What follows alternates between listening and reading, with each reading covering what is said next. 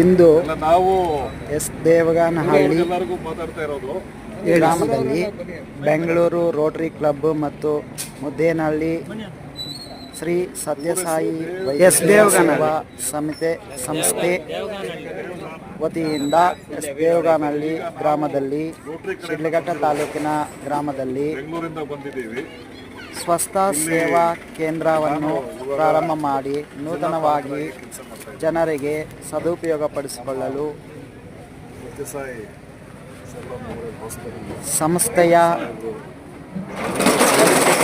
ವೈದ್ಯಕೀಯ ಶಿಕ್ಷಣ ನಿರ್ದೇಶಕರೂ ಆದ ಸತೀಶ್ ಮೋಕ್ಷಂರವರು ಮಾತನಾಡಿ, ಗ್ರಾಮೀಣ ಜನತೆಗೆ ಇದು ಒಳ್ಳೆಯ ಸುವರ್ಣಾವಕಾಶ ಹಾಗೂ ತುಂಬಾನೇ ಹೆಲ್ಪ್ ಆಗುತ್ತೆ.